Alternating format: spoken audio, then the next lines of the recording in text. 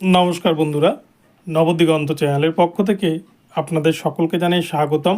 তো বন্ধুরা, আজকে সকালের গুড মর্নিং জানিয়ে আমি আবার একটি আপডেট আপনাদের জন্য নিয়ে উপস্থিত হয়েছি আমার নবদিগন্ত চ্যানেলে।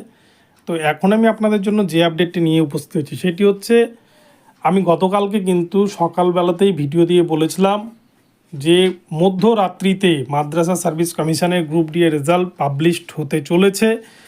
তো আপনারা আশা করি হয়তো অনেকেই জেনে গিয়েছেন এবং সেই লিস্ট হয়তো দেখেও নিয়েছেন যে কে কে পাস করেছেন, কে কে পার্সোনালিটি টেস্টে ডাক পেয়েছেন। তো আপনাদের উদ্দেশ্যে বলি যে অনেকেই কিন্তু এটা নিয়ে বিরূপ মন্তব্য করেছিলেন। তো যারা মন্তব্য করেছিলেন ওই ধরেন আপনারা ভালো করে দেখে নেন যে কালকে মধ্যরাত্রে রেজাল্ট পাবলিশড হয়েছে কিনা বা আমার কথার সাথে মিলেছে কিনা। আমি কিন্তু ভুংভাং খবর দিই না, যথেষ্ট সোর্স থেকে খবর নিয়েই কিন্তু ভিডিও করার চেষ্টা করি। তো যাই হোক, আপনার সম্পূর্ণ ভিডিওটি দেখুন।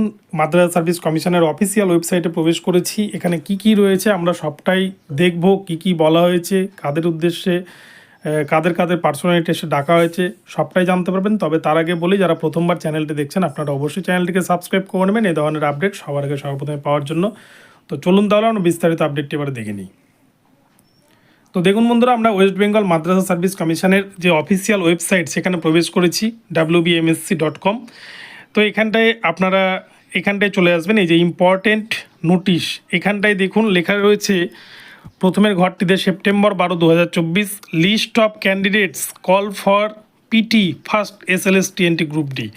তো এর মধ্যে কি কি রয়েছে আমরা দেখে নেব একটু। এখানে লিস্ট রয়েছে।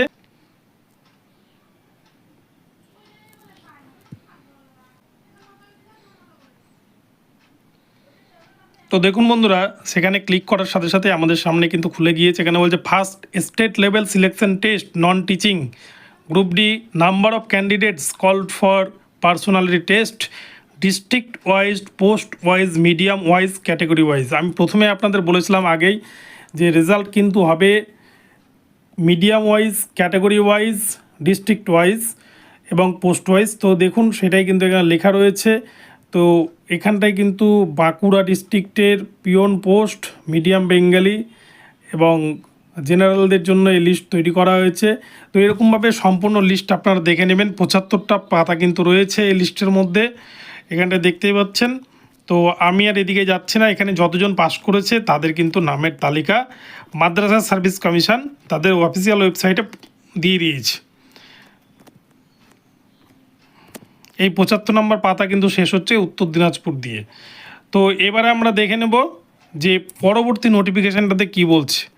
এখানটায় দেখুন বলছে district wise, post wise, medium wise, category wise, final vacancy and number of candidates call for PT. তো এখানে দেখি কি বলা হচ্ছে নোটিফিকেশনে, আমরা এবার সেটা দেখে নেব।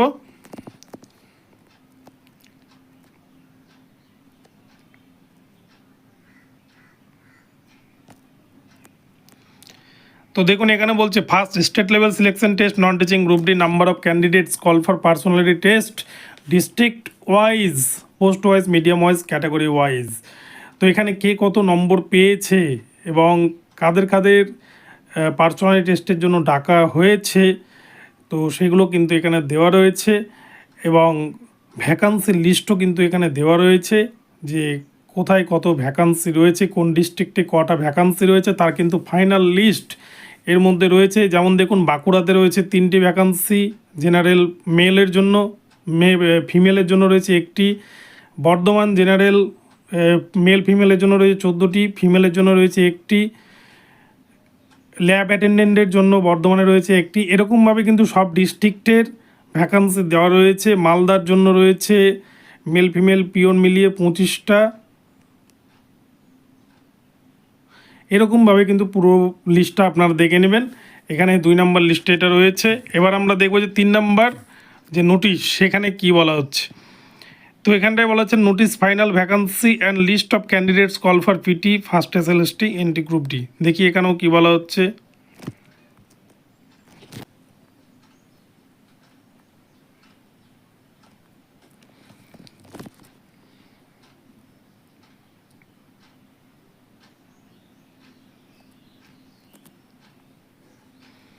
তো এখানটায় দেখুন বলা হচ্ছে ডেটেড 12/9/2024 তারিখের নোটিশ, যে notification memo number WBMSC first SLS TNT group D notice 13/2024।